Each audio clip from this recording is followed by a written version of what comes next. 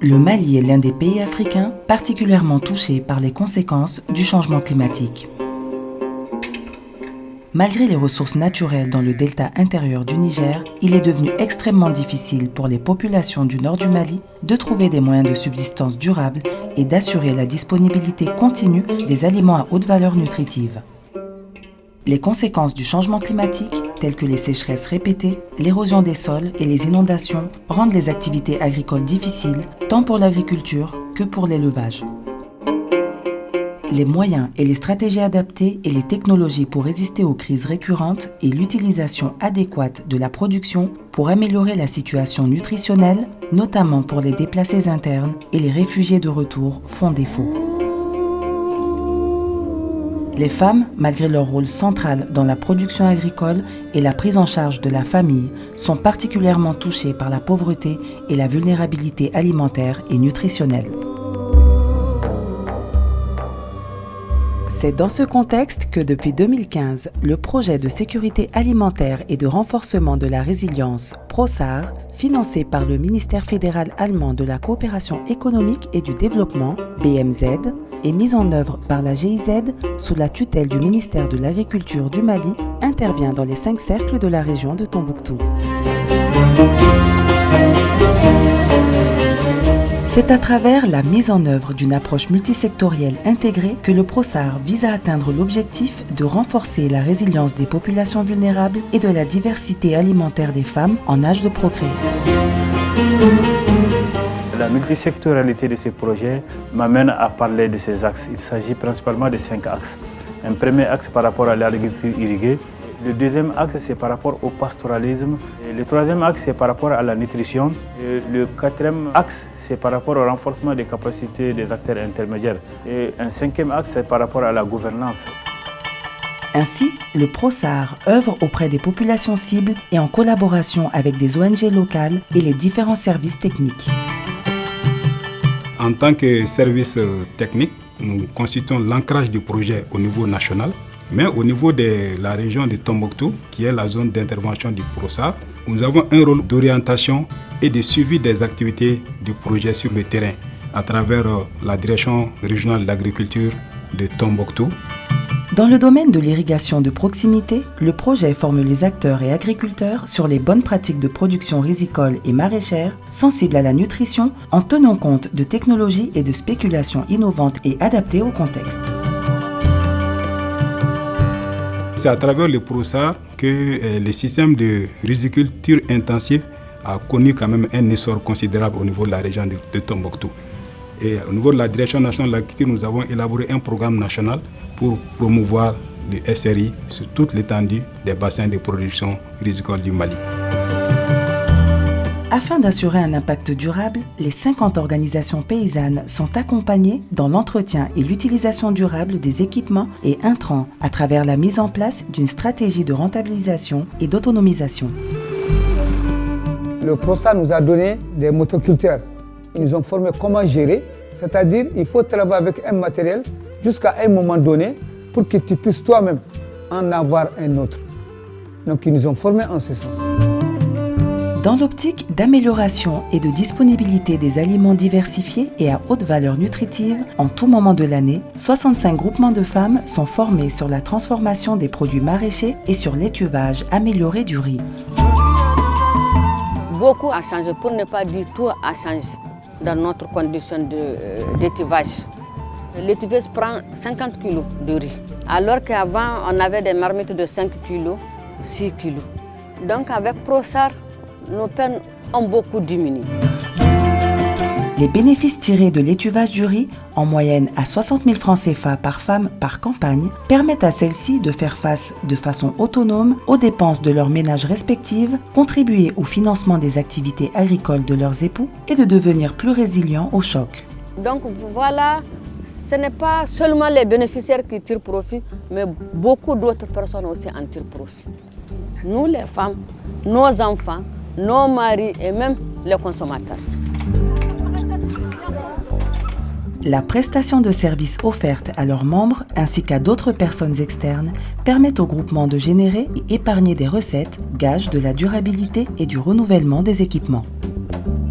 Avant, on louait des motopompes d'autres marques. Ça se gâte, ce n'est pas de bonnes marques, qui nous fatiguent trop parce que la location est très chère.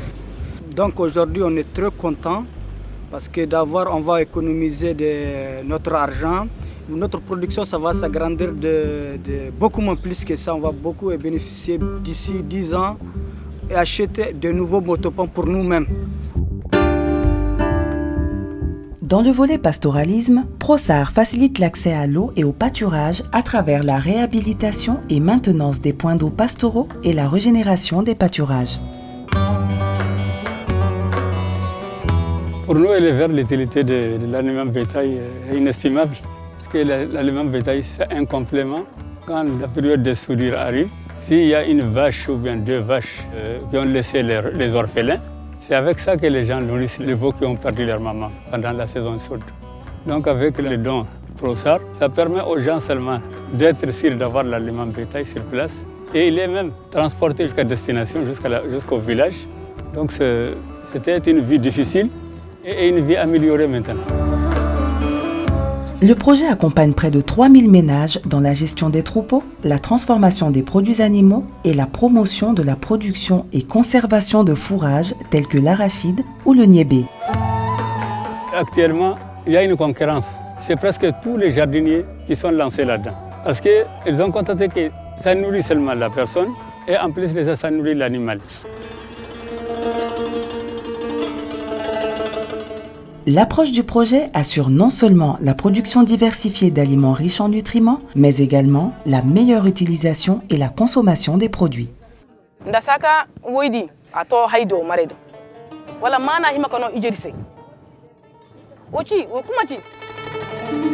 Des émissions radio, des démonstrations nutritionnelles et des séances de sensibilisation améliorent les capacités pour une alimentation saine et diversifiée des femmes en âge de procréer. Depuis qu'on a créé ce groupe-là, ça a amené un changement de comportement dans ce village. Comme les aliments à haute valeur nutritive, elles ne connaissaient pas tout ça là. Mais maintenant, elles savent. Et quels sont les aliments dont une femme allaitante et une femme enceinte doivent consommer? Et qu'est-ce qu'il faut manger au sein de la famille? Dans cette lignée, des groupes de soutien aux actions de nutrition, GESAN++, ainsi que des écoles de Marie sont mis en place pour trouver des solutions face à la malnutrition et en créant des liens entre l'agriculture et la nutrition. C'est grâce aux sensibilisations des groupes GESAN que les femmes ont compris l'importance des maraîchages. Donc grâce à ça, les femmes cultivent beaucoup de choses qui donnent des vitamines. Donc c'est grâce à nos sensibilisations que les femmes ont compris ça. Les GESAN ont été une initiative du gouvernement malien, mais les ProSAR les a donné des compétences plus. Alors qu'autrefois, ils s'intéressaient uniquement qu'à la nutrition spécifique, à la détection des cas, mais maintenant ils s'intéressent même à la sélection des semences, qui fait qu'ils ont gagné en sensibilité. Ils ont gagné aussi en légitimité près de la communauté, parce que tous les besoins essentiels de la communauté sont pris en charge par ces GESAN. Et c'est fait de manière inclusive et ne laisser personne à côté.